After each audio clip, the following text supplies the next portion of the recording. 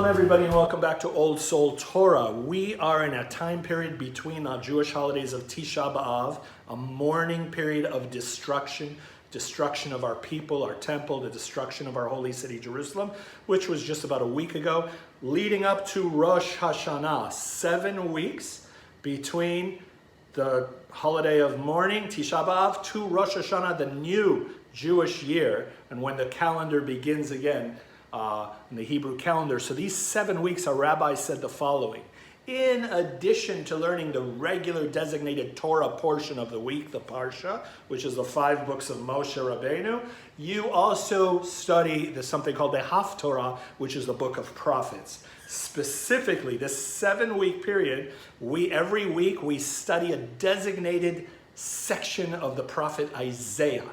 Why Isaiah or Yeshayahu? Because he's the prophet of good news.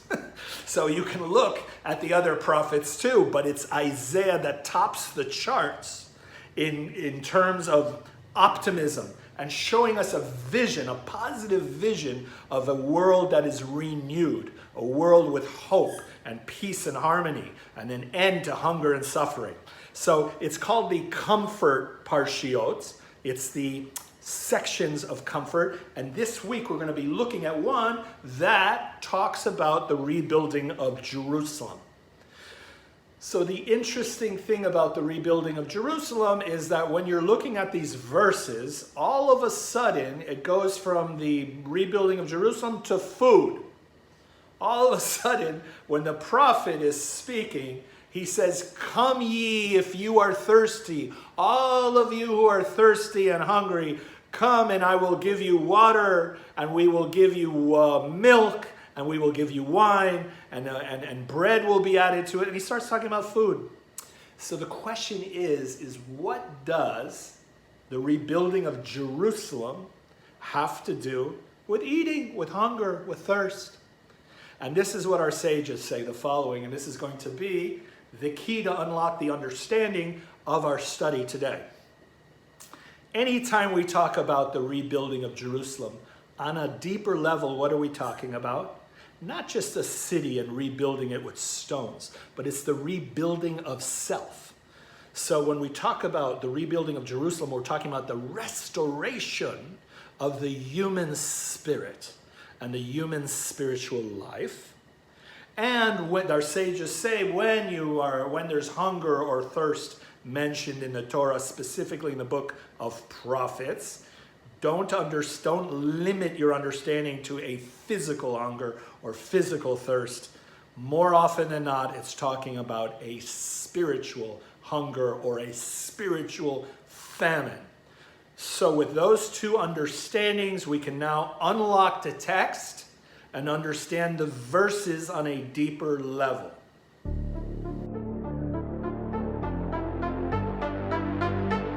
So looking at Isaiah chapter 55, we're going to be looking at verse 1 and verse 2. They're both invitations, and they're invitations to hungry people. Yet, we're going to notice the people in verse 1 is one kind of group of hungry people, and number 2 is a second kind of group of hungry people.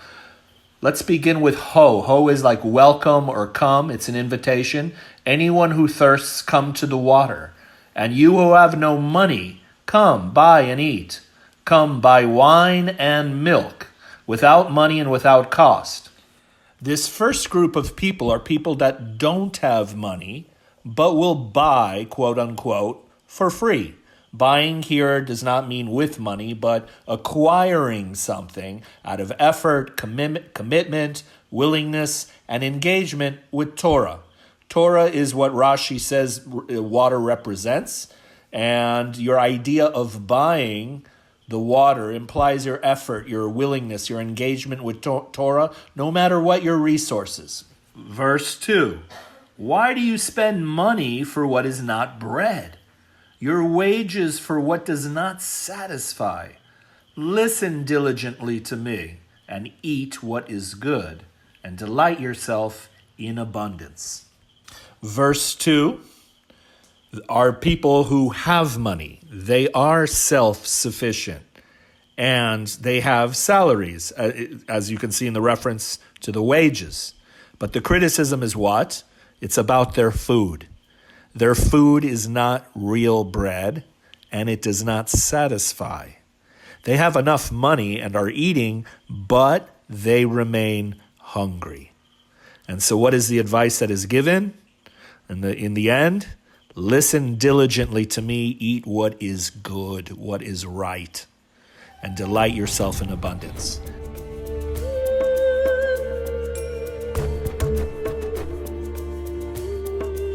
So the message, the invitation extends itself to both groups, those who have thirst and have no money, and those who have money and are self-sufficient, yet are perpetually hungry.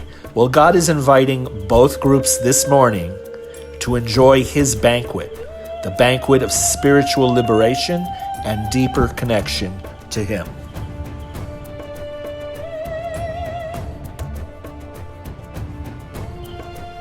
So the Radak says the following about our verse.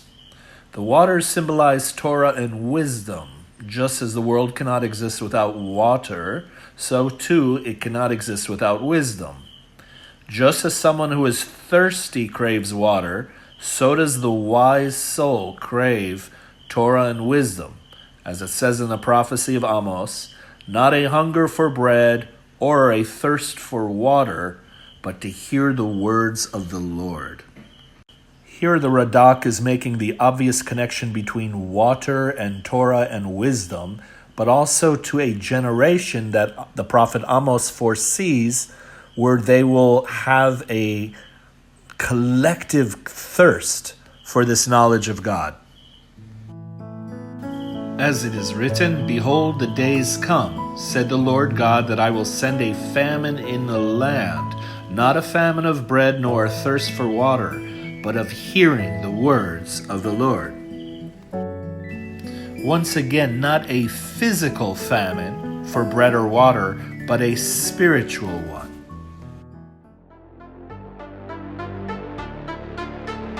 The following are signs of a spiritual famine.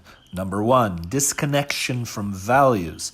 Losing touch with spiritual truths can cause moral confusion and a breakdown of right and wrong. Number 2, social fragmentation. The absence of shared values in a society can fuel division, conflict, and social discord. Number 3, search for meaning. People may seek purpose in alternative ideologies that often fail to provide true fulfillment. Number 4, rise of misinformation. In the search for meaning, individuals become more vulnerable to misleading information and extreme ideologies. Number 5, mental health struggles. Spiritual emptiness often leads to anxiety, depression, and poor mental health. Number 6, desire for authentic connection. Many will begin to seek genuine spiritual experiences and connections with community as material pursuits lose their appeal.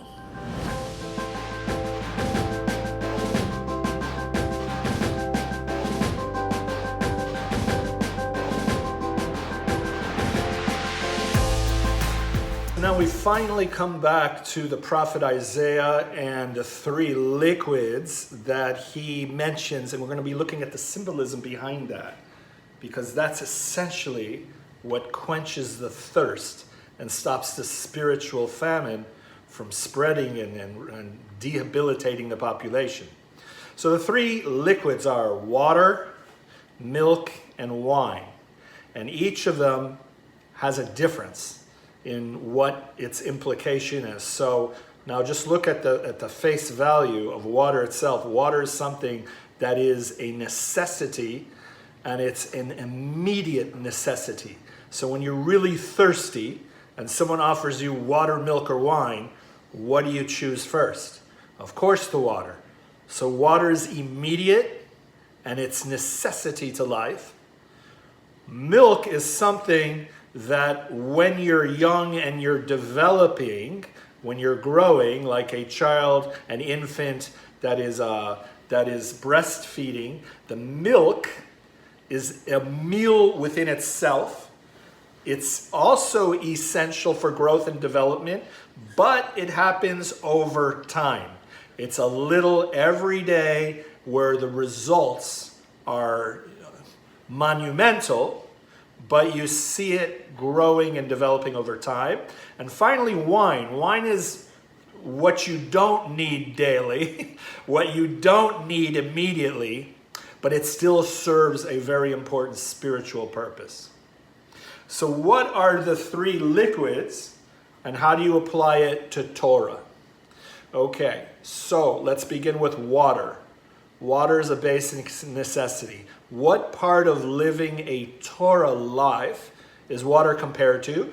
And there's two things that we have in mind. The first thing is faith, emunah. Are you living in fear or are you living in faith?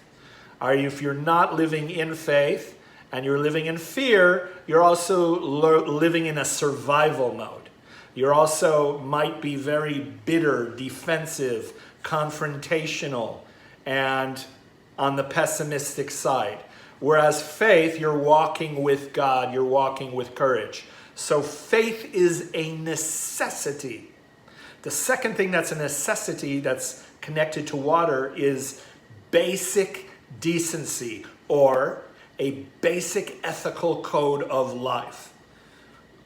Examples, honesty, integrity, kindness and compassion, and accountability or personal responsibility. Those are the basic necessities. If you don't have the basic necessities, then you don't have a foundation for life. And if you want to know how important those basic necessities are that were just mentioned, look at the people who lack them. Look at those that lack honesty or are incapable of being honest. Not only are they incapable of being honest with others, they're incapable of being honest with themselves.